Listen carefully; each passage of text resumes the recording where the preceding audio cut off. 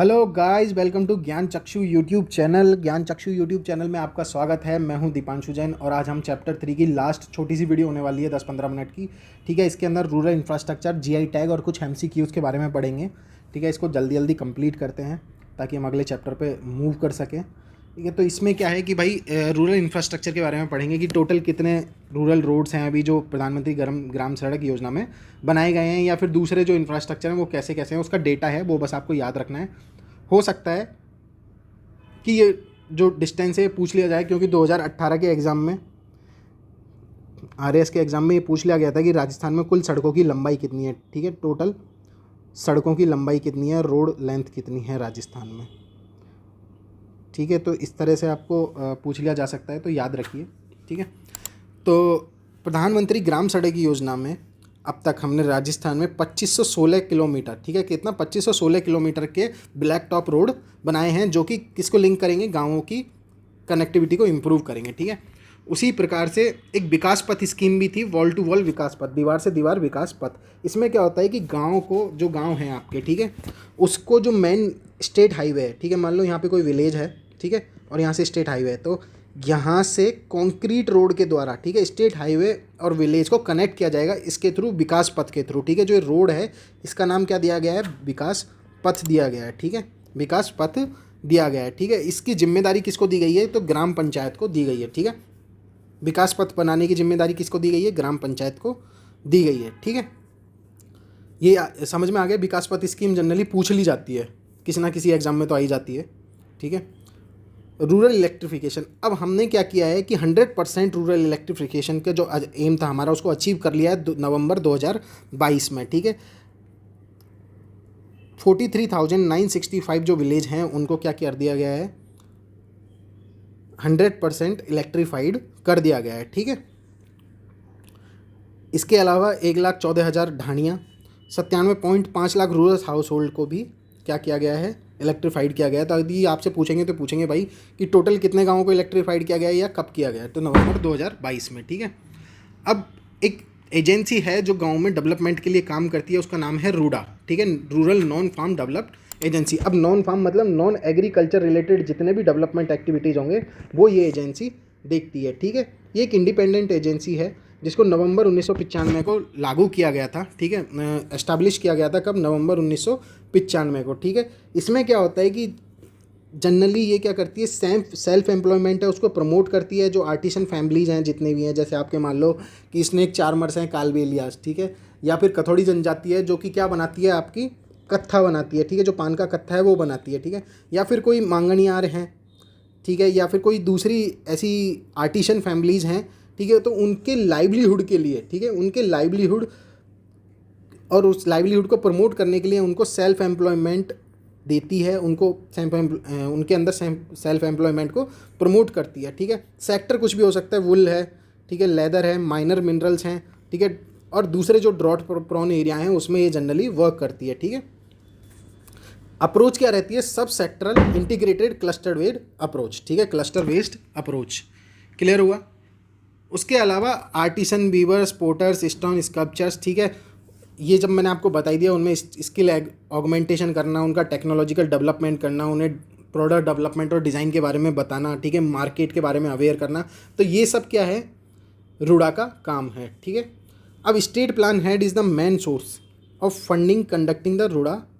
अब जो स्टेट है, स्टेट का जो प्लानिंग डिपार्टमेंट है वो इसको रूडा को उसकी एक्टिविटीज़ के लिए पैसे प्रोवाइड करता है। ठीक है, इसके अंदर 3 मेजर सब सेक्टर्स हैं, आपको ये याद रखना है। ये सीधा सीधा पूछ लिया जाता है कि रूडा में 3 मेजर सब सेक्टर कौन कौन से हैं, तो लेदर, ठीक है, लेदर यानी चमड़ा, वुल टेक्सटाइल, ऊन और कपड़ा उद्योग, ठीक है, और माइनर मिनरल्स, ठीक है, और माइनर मिनरल्स। ठीक है, क्लियर हो जाएगा यहाँ पे, लेदर, वुल एंड टेक्सटाइल और माइनर मिनरल्स। ठीक है, तो ये आपके रूडा के वर्क हो गए। रूडा को 1995 में लागू किया गया था। Generally integrated cluster west approach होती है, जो आर्टिसन फैमिली या दूसरी फैमिली हैं उनको स्किल ऑगमेंटेशन करना, ठीक है, उनको डिज़ाइन डेवलपमेंट के बारे में बताना, उनको मार्केटिंग के बारे में बताना, ये सब चीज़ प्रमोट करके वो क्या करती है कि सेल्फ एम्प्लॉयमेंट जनरेट करती है। ठीक है, और पैसा कहाँ से आता है, तो स्टेट प्लानिंग डिपार्टमेंट से आता है। और 3 सब मेजर सेक्टर हैं, कौन कौन से, लेदर है, वुड टेक्सटाइल है और माइनर मिनरल है, उसके लिए काम करती है। अब राजस्थान में आ जाता है कि रूड़ा क्या करती है जनरली, जो राजस्थान में हैंडीक्राफ्ट हैं या फिर जो भी आर्टिसंस हैं उनको क्या करती है, उनके बेटर डेवलपमेंट के लिए जीआई टैग प्रोवाइड, मतलब प्रोवाइड तो नहीं कराती है लेकिन जीआई टैग रजिस्ट्रेशन हासिल करने में क्या करती है, मदद करती है। जनरली जीआई टैग दिया किसके लिए जाता है, तो जीआई टैग आपको, जो जीआई टैग एक्ट है 1919 का, ठीक है, उसके अंदर आपको जीआई टैग प्रोवाइड कराया जाता है। ये किसी भी चीज़ के लिए हो सकता है, एग्रीकल्चर प्रोड्यूस के लिए हो सकता है, ठीक है, आर्ट आर्टिशन के लिए हो सकता है, ठीक है, फूड क्विजीन के लिए हो सकता है, ठीक है, हॉर्टिकल्चर मतलब एग्रीकल्चर में जो भी आ गया, हॉर्टिकल्चर कुछ भी हो गया, ठीक है, आर्ट आर्टिशन हो गया, या वहाँ पे कोई नेचुरल, ठीक है, कोई क्या बोलते हैं, कोई भी नेचुरल थिंग है, ठीक है, जो वहीं की फेमस है, ठीक है, लोकल नेचुरल थिंग है जो वहीं पे क्या है, एंडेमिक है, उसके लिए भी जीआई टैग प्रोवाइड कराया जाता है, ठीक है। तो आपको ये याद रखना है, बहुत इंपॉर्टेंट है। अभी हाल ही में बहुत सारे जीआई टैग बांटे गए हैं, वो आपको याद रखना है। जैसे कुछ तो जो सबसे ज़्यादा फेमस है, पोखरन पोइट्री हो गई, ब्लू पोइट्री हो गई जयपुर की, ठीक है, कोटा डोरिया हो गया कोटा का, ठीक है, सांगानेर और बगरू के हैंड ब्लॉक प्रिंट हो गए, ठीक है। तो इनके लिए रूडा काम कर रहा है। अब जीआई टैग देख लो एक बार राजस्थान के, बहुत इंपॉर्टेंट है। जहाँ से भी आप करंट अफेयर पढ़ रहे हैं, ठीक है, उसमें से राजस्थान में जितने भी जीआई टैग मिले हुए हैं, ठीक है, वो आपको कवर करने हैं। इवन 2022-23 में जो मिले हैं लेटेस्ट, वो तो आपको देखने ही हैं। कुछ मैं अभी आपको यहाँ पे बता देता हूँ। तो 2023 में 4 जो लेटेस्ट अभी न्यूज़ में हैं कि 2023 में 4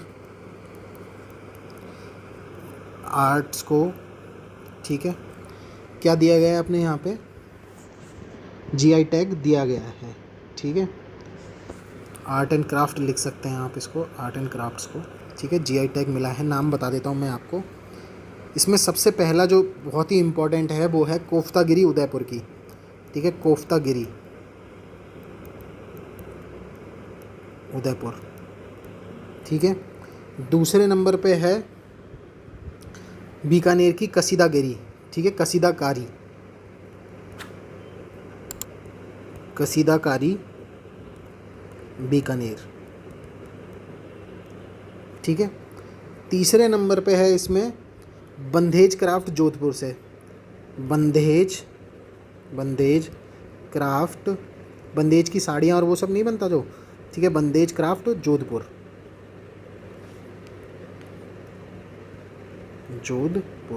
ठीक है। फिर चौथे नंबर पे है बीकानेर की उस्ता कला, ठीक है। उस्ता कला क्या होती है, जो ऊँट के ऊपर डिफरेंट टाइप ऑफ क्राफ्ट बनाए जाते हैं ना, डिफरेंट टाइप ऑफ, उनके बाल काट के, उनके जो हेयर्स होते हैं उनको, ठीक है, अच्छे से काट छाँट के वो क्या बोलते हैं, एक अलग अलग ऊँट के ऊपर डिज़ाइंस बनाई जाती है, ठीक है, उसको उस्ता कला बोलते हैं। ये कहाँ की है उस्ता कला आपकी, बीकानेर की, ठीक है। तो बीकानेर के 2 हो गए, कसीदाकारी और उस्ता कला, ठीक है। बंदेज हो गया जोधपुर का और कोफ्तागिरी हो गई उदयपुर की, ठीक है। तो ये सब जनरली क्या है आपका जीआई टैग्स हैं जो इस साल मिले हैं, ठीक है। और ये उस्ता कला और ये सब आपको डिटेल में पढ़ने हैं तो आप किसी भी इंटरनेट पे जाइए, गूगल कीजिए, इनको और डिटेल में पढ़ सकते हैं, ठीक है। डिटेलिंग इसकी मेंस के लिए ज़रूरी है, नाम सिर्फ प्रीलिम्स के लिए इनफ है, ठीक है। अब ये जो जीआई टैग हैं ये सब आपको पढ़ लेने हैं कि कौन कौन से जीआई टैग अब तक मिले हुए हैं यहाँ पे, हैंडीक्राफ्ट के लिए, नेचुरल गुड्स के लिए, खाने पीने की चीज़ों के लिए।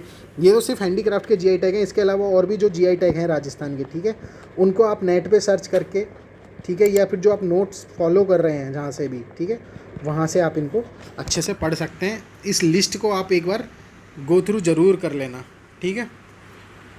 चलिए अब आगे चलते हैं। आगे हैं हमारे, हम एमसीक्यू करने वाले हैं आगे।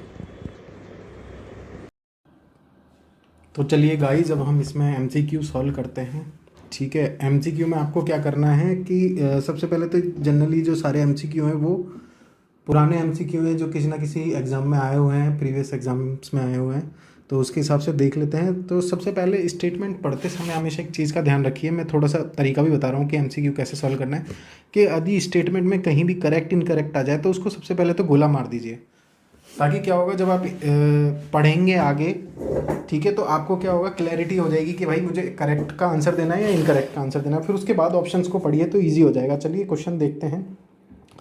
तो ये क्वेश्चन बोल रहा है कि भाई विच of the following statement is incorrect about the राष्ट्रीय ग्राम स्वराज अभियान इन राजस्थान। ठीक है, तो इनकरेक्ट क्या है, तो सबसे पहला ही जो स्टेटमेंट है वो क्या है, slogan of the scheme is अपनी योजना अपना विकास। तो ये हमें पता ही है कि ये इसका नहीं था, ये ग्राम पंचायत डेवलपमेंट प्लान का है, जीपीडीपी का, जिसको 2022 में गवर्नमेंट ऑफ राजस्थान ने क्या अडॉप्ट करके क्या कर दिया, सबकी योजना सबका विकास। तो मतलब ये क्या है कि ये पहला स्टेटमेंट ही गलत हो गया, ये इसका स्लोगन नहीं है। ठीक है, तो ये क्लियर हो गया आपको कि कैसे क्वेश्चंस को सॉल्व करना है। आगे चलिए, आगे देखते हैं, इसका आंसर भी यही है। अगर आपको पहले में ही अगर आप श्योर हो, पता चल जाए, तो आपको आगे ऑप्शन पढ़ने की नीड भी नहीं है। ठीक है, लेकिन हम फिर भी देख लेते हैं कि भाई इस स्कीम में जो ग्राम स्वराज अभियान है उसमें सही क्या है। तो funding pattern of this scheme is to be shared between the central and state government in 60-40। सही बात है, सेंट्रली स्पॉन्सर्ड स्कीम है। ठीक है, सेंट्रली स्पॉन्सर्ड स्कीम है तो 60-40 के रेशियो में ही डिवाइड होगा। सही बात है। Focus of the scheme is on the capacity building of elected representatives. ठीक है, तो स्कीम क्या है कि भाई कैपेसिटी बिल्डिंग करेंगे किसकी, फंक्शनरीज जो हैं, जो इलेक्टेड रिप्रेजेंटेटिव्स हैं आपके। ठीक है, जैसे पंच है, सरपंच है, उन सभी का क्या करेंगे, उनकी कैपेसिटी बिल्डिंग का काम करेंगे। देन अगला क्या है, पंचायत सशक्तिकरण अभियान वाज रीनेम्ड एज द राष्ट्रीय ग्राम स्वराज अभियान। तो ये बिल्कुल सही बात है। ठीक है, इसी को रीनेम किया गया है। तो आपको समझ में आ गया कि कैसे सॉल्व करना है। चलिए दूसरा क्वेश्चन देखते हैं। दूसरा है दीनदयाल अंत्योदय योजना नेशनल रूरल लाइवलीहुड मिशन। ठीक है, NRLM सीक्स टू, अब इसमें सही बताना है, सीक्स टू मतलब इसमें सही बताना है, alleviate the rural poverty through the building sustainable community and institution. तो बहुत ही जनरल लाइन है और बहुत ही क्या है, पॉजिटिव स्टेटमेंट है। ऑफकोर्स ये बात है, कोई स्कीम लेके आएंगे तो वो क्या डेवलपमेंट के लिए लेके आएंगे। ठीक है, कम्युनिटी के डेवलपमेंट के लिए लाएंगे। आगे देख लेते हैं। अब यहाँ पे दूसरा स्टेटमेंट क्या है, elevate the poverty among ST/SC। अब इसने क्या किया, इसको लिमिट कर दिया ST/SC पे, जबकि रूरल लाइवलीहुड तो सभी के लिए होगा, नॉट ओनली SC/ST। ठीक है, then provide employment to the rural females. अब ये फीमेल पे रेस्ट्रिक्ट कर दिया। Provide subsidies to the food grains to the rural females. ये भी यहाँ पे क्या कर दिया इन्होंने, फीमेल्स के लिए रेस्ट्रिक्ट कर दिया। ऑल्दो यदि पार्शियली करेक्ट बोले तो सारे ही पार्शियली करेक्ट है, लेकिन जो सबसे ज़्यादा अप्रोप्रिएट करेक्ट है वो कौन सा है, ए, कि भाई पॉवर्टी खत्म करना है, रूरल पॉवर्टी किसके थ्रू, सस्टेनेबल कम्युनिटी इंस्टीट्यूशंस। ठीक है, building the sustainable community institutions के थ्रू। तो ठीक है, क्लियर हो गया आपको। आगे चलते हैं अगले पे। ठीक है, तो नेक्स्ट देख लेते हैं कि भाई इसमें क्या क्या है। तो Rajasthan biofuel authority is constituted under the administrative control rural development and Panchayati Raj department.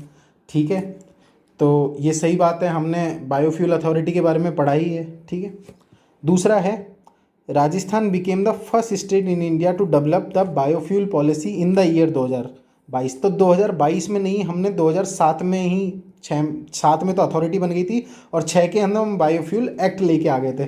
ठीक है, तो इनकरेक्ट कौन सा है वो बताना है अब आपको इसमें से। ठीक है, तो अच्छा इसमें और भी स्टेटमेंट है, इसमें 5 स्टेटमेंट हैं टोटल। ठीक है, एक सेकेंड मैं देख लेता हूँ इसमें। तीसरे के बाद आई थिंक कुछ गड़बड़ी है। अच्छा ये नीचे है, सॉरी। ठीक है, यहाँ पे तीसरे के बाद यहाँ पे नीचे है। ठीक है, तो हमें पता था कि भाई दूसरे में गड़बड़ी है, बाकी पहला तो हमारा सही था। ठीक है, तो इसमें क्या है, आंसर क्या हो जाएगा कि बी ओनली, यानी 2 ओनली गलत है। ठीक है, तो आंसर आपको समझ में आ गया। यहाँ पे क्योंकि इनकरेक्ट दिया हुआ है, ये मैंने बोला ही था कि जब भी क्वेश्चन पढ़ेंगे करेक्ट इनकरेक्ट को मार्क करते चलेंगे। ठीक है, आगे चलते हैं 4th नंबर पे। 4th क्या बोल रहा है भाई, with reference to the rural non farm development agency. मैंने ऊपर ही पढ़ाया था आपको कि एस्टैब्लिश की गई थी नवंबर 1995 में। बिल्कुल सही बात है। ठीक है, कि भाई नवंबर 1995 में की गई थी। ठीक है, दूसरा यहाँ पे क्या लिख रहा है, its objective to promote the agriculture sector. अब देखो यहाँ पे नाम के नॉन फार्म डेवलपमेंट एजेंसी, तो एग्रीकल्चर सेक्टर के अलावा जो दूसरे सेक्टर हैं रूरल एरियाज़ में, ठीक है, आर्ट है, क्राफ्ट है, ठीक है, उन सबको डेवलपमेंट के लिए ये वर्क करती है। हमने ऊपर भी पढ़ा था। तो दूसरा स्टेटमेंट गलत हो गया, पहला सही है। आंसर क्या हो जाएगा, 1 ओनली। ठीक है, करेक्ट इनकरेक्ट बस देखना है ध्यान से। ठीक है, स्टेटमेंट को अच्छे से पढ़ना है तो आपको इजीली आंसर मिल जाएगा। ये सब प्रीवियस ईयर के आए हुए क्वेश्चन है। ठीक है, और मतलब बहुत ही सिंपल है इन सब चीज़ों को सॉल्व करना। ठीक है, चलिए आगे चलते हैं। Consider the following statement with reference to the Rajiv Gandhi. ठीक है, राजीव गांधी जल संचय योजना, तो ये हमने पढ़ा है ऊपर। राजीव गांधी जल संचय योजना अभी आई है आपकी। ठीक है, the scheme was launch in 2019, ठीक है। दूसरा स्टेटमेंट पढ़ते हैं, its objective is to ensure rain water harvesting and judicious use of available water resources. तो ऑफकोर्स ही बात है कि भाई इसमें क्या होगा कि आपके जल संचय, मैंने ऊपर भी बताया था, जल संचय का मतलब क्या है कि रेन वाटर हार्वेस्टिंग ही करने का ही काम है। जल संचय मतलब कहीं ना कहीं क्या कर रहा है कि वाटर को कंजर्व कर रहा है, ठीक है, वाटर को कंजर्वेशन करने का काम कर रहा है। तो ये समझ में आ गया आपके। तो पहला वाला तो सही है ही कि भाई 20 अगस्त 2019 को लॉन्च हुई थी, और दूसरा रेन वाटर हार्वेस्टिंग वाला भी सही है, करेक्ट पूछ रहा है, इसका मतलब क्या होगा, आंसर सी हो जाएगा, ठीक है। चलिए आगे चलते हैं 6 नंबर के क्वेश्चन पे कि ग्राम प्रधान which of the following related to the Pradhan Mantri Awas योजना ग्रामीण, ठीक है। तो PMAY के दो मैं बता देता हूँ आपको, प्रधानमंत्री आवास योजना है उसके दो क्या बोलते हैं फैक्शंस हैं। एक अर्बन के लिए है जिसको महुआ देखती है, ठीक है, ministry of housing urban affairs देखती है, और दूसरा है ग्रामीण जिसको मिनिस्ट्री ऑफ रूरल डेवलपमेंट देखती है, ठीक है। कौन सी देखती है, मिनिस्ट्री ऑफ रूरल डेवलपमेंट देखती है। तो ये यहाँ पे ध्यान देना है कि भाई the scheme was launched by the government of India on 20 नवंबर 2016, ठीक है।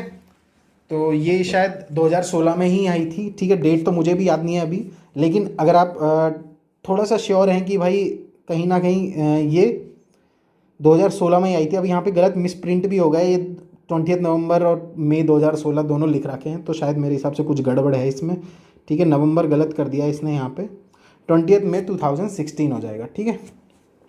Under this scheme each beneficiary will get 1 lakh aid is payable, ठीक है। तो ये मेरे को थोड़ा सा यहाँ पे मिस्टेक भी क्यों लग रही है कि ईच बेनिफिशियरी, जितने भी बेनिफिशियरी हैं सबको 1 लाख रुपए की सहायता मिलेगी, जबकि ऐसा नहीं है, ठीक है। उन्हें 1 लाख रुपए तो घर बनाने के लिए दिए जाएंगे, फिर 12,000 रुपये किसके लिए दिए जाएंगे, लेटरिन बनाने के लिए दिए जाएंगे इसी में, ठीक है। तो 1 लाख से ऊपर की ही सहायता हो गई है, ऑफकोर्स ही बात है। और ग्रामीण एरियाज़ में इसका अमाउंट अलग है और अर्बन एरियाज़ में इसका अमाउंट अलग है, ठीक है। अब यहाँ पे ईच बेनिफिशियरी अंडर द स्वच्छ Bharat mission get the 12,000 payable for the toilet, ये बिल्कुल सही है। तो इसका आंसर क्या हो जाएगा, 1 और 3 हो जाएगा, 1 और 3 मतलब सी आंसर हो जाएगा, ठीक है। आपको स्कीम्स को बहुत अच्छे से पढ़ना है, मतलब जहाँ पे भी स्कीम में जो फैक्ट हैं, जैसे कितने रुपए दिए जा रहे हैं, सेंट्रल सेक्टर की है 60-40 में उसका फंड डिवाइड हुआ है, ठीक है, कौन सी डेट को लॉन्च हुई है, ठीक है, ऑब्जेक्टिव क्या है, ठीक है, या उसके साथ कोई और स्कीम क्लब तो नहीं कर दी है, जैसे प्रधानमंत्री आवास योजना के साथ किसको क्लब कर दिया, स्वच्छ भारत मिशन के अंदर जो टॉयलेट बन रहे हैं उसको क्लब कर दिया है, ठीक है। तो ये सब आपको क्या करना है, ध्यान रखना है इन सब चीज़ों के बारे में। चलिए आगे चलते हैं। अब है 1 सेकंड देख लेते हैं यहाँ से, 1 second 6th number question, 7th पे चलते हैं। अब 7th कहाँ गया, आई थिंक 7 ढंग से प्रिंट नहीं हुआ है इसमें, क्योंकि 1 मिनट, 6th का आंसर तो ये रहा। तो 7th इसमें ढंग से प्रिंट नहीं है, अपन 8th नंबर पे चलते हैं सीधे, ठीक है।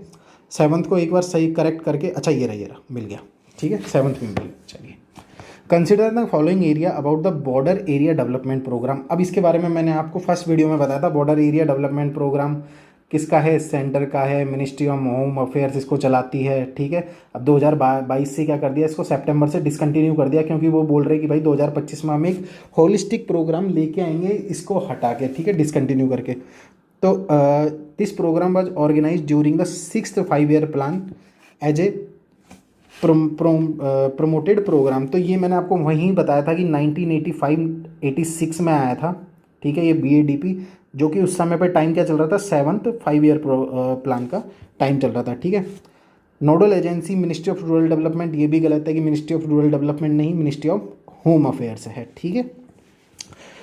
तीसरा पढ़ लेते हैं, it is implemented in the 4 border district. हाँ तो भाई अभी तो क्या हो गया, करंट में बॉर्डर के 5 डिस्ट्रिक्ट हो गए, अनूपगढ़ और जुड़ गया, लेकिन पहले तो 4 ही थे जब ये बनी थी, तो 4 इसका आंसर सही बोल सकते हैं, ठीक है।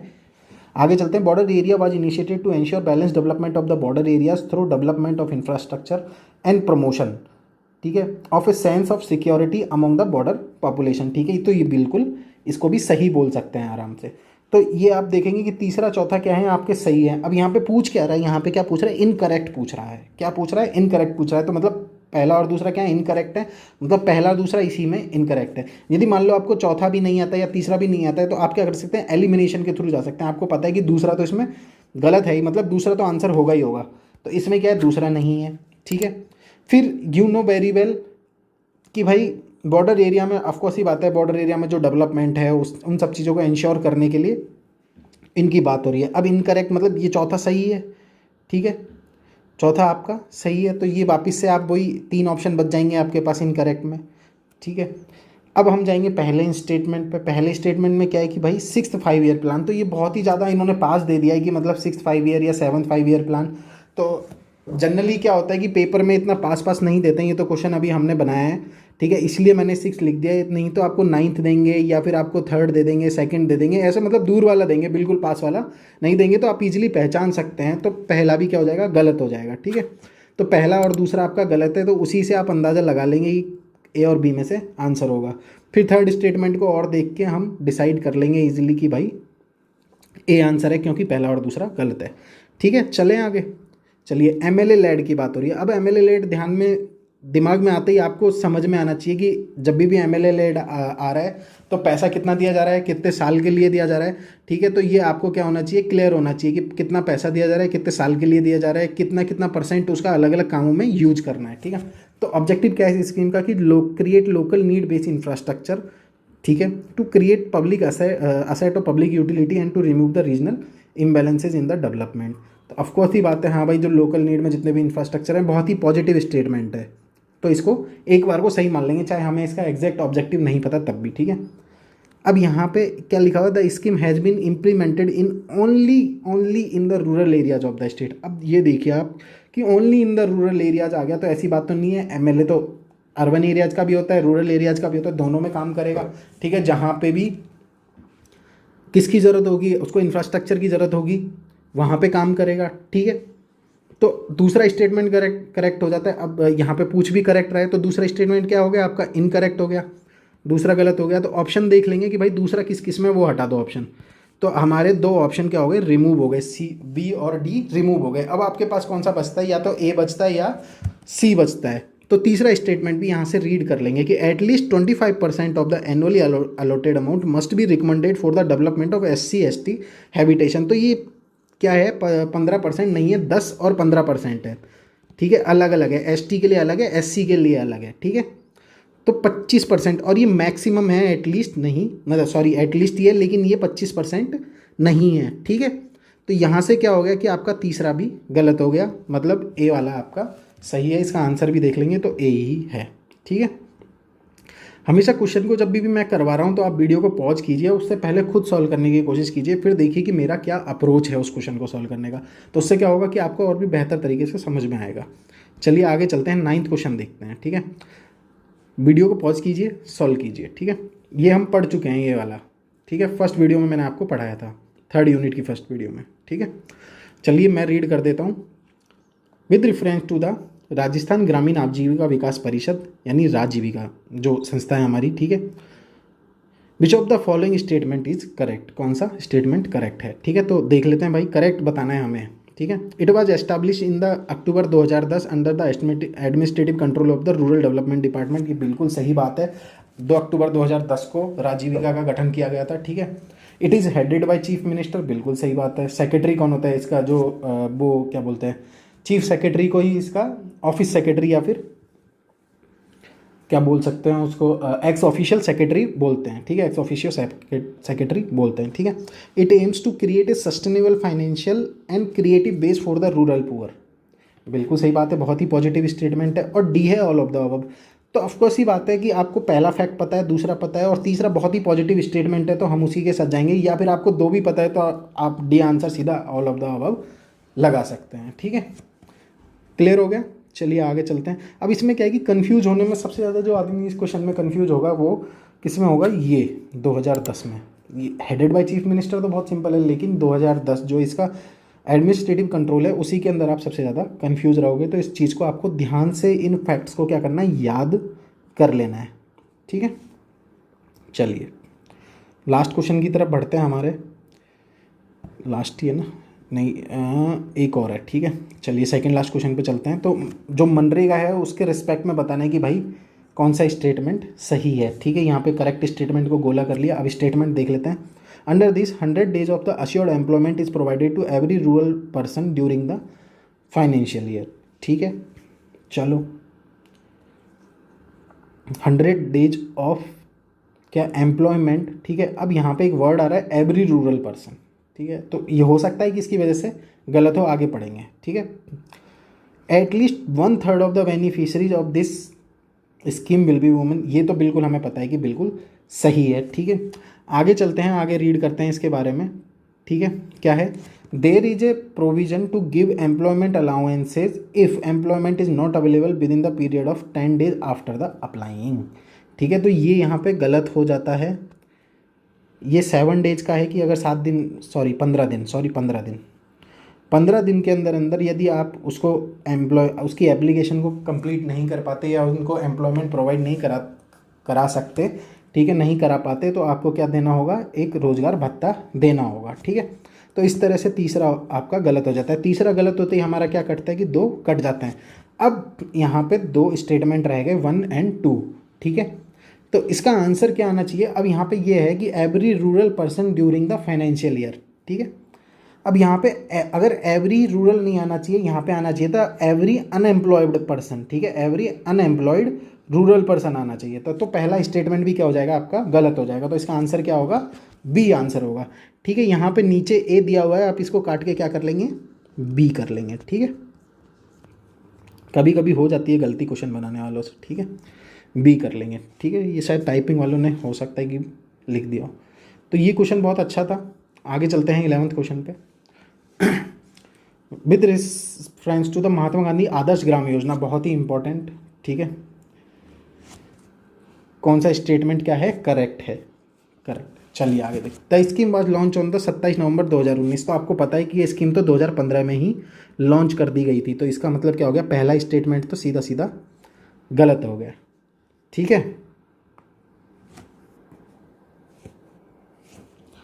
ठीक है, तो यहाँ पे एक्चुअली में बात क्या है, ये वो जो अपन 2015 वाली बात कर रहे थे, वो किसकी कर रहे थे, सांसद आदर्श ग्राम योजना की बात कर रहे थे, ठीक है। लेकिन महात्मा गांधी आदर्श ग्राम योजना को कब लॉन्च किया गया था, 27 नवंबर 2019 को ही लॉन्च किया गया था। पहले मैंने गलत बता दिया था आपको, मैंने बता दिया था सांसद आदर्श ग्राम योजना, जो 2014-15 में लॉन्च की गई थी, ठीक है। लेकिन महात्मा गांधी आदर्श ग्राम योजना को कब लॉन्च किया गया था, महात्मा गांधी जी की जब 150वीं जयंती आई थी ना 2019 में, तब लॉन्च किया गया था 27 नवंबर 2019 को, ठीक है। अब यहाँ पे ये है कि भाई under this the all round development of village is done according to Gandhian values, बिल्कुल सही है। लेकिन आगे पढ़ते हैं, by selecting 2 village of each district, नहीं 1 विलेज आएगा यहाँ पे, क्या आएगा, 1 विलेज ऑफ ईच डिस्ट्रिक्ट, ठीक है। हर गाँव के एक डिस्ट्रिक्ट को आपको क्या बनाना है, आदर्श ग्राम बनाना है, ठीक है। और इसके लिए हम क्या करेंगे, हर साल 14 नवंबर को मेरा गाँव मेरा गौरव जो डे है उसको भी ऑर्गेनाइज करेंगे, ठीक है। तो मतलब पहला और तीसरा इसका सही आंसर है, तो सी आंसर इसका हो जाएगा, बिल्कुल करेक्ट है। चलिए, तो महात्मा गांधी आदर्श ग्राम योजना के बारे में मैं आपको थोड़ा सा और बता देता हूँ, ऊपर शायद हम नहीं पढ़े थे। महात्मा गांधी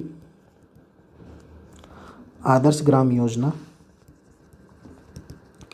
इसको लॉन्च किया गया है 27 नवंबर 2019 को, महात्मा गांधी जी की 150वीं, ठीक है, बर्थ ईयर, ठीक है, 150वीं जयंती, जन्म जयंती के, ठीक है, मौके पे लॉन्च किया गया है, ठीक है।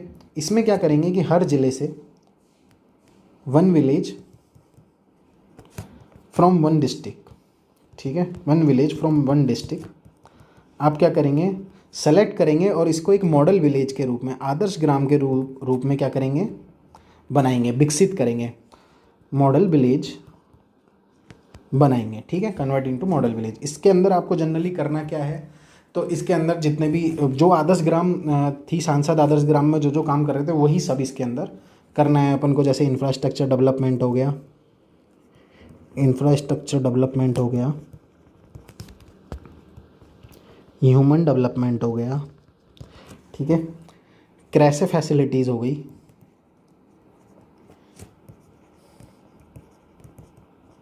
ठीक है। स्वच्छता के लिए, क्लीनलीनेस के लिए शौचालय बनवाना, कम्युनिटी शौचालय बनवाना, ठीक है, तो वो सब चीज़ें हो गई।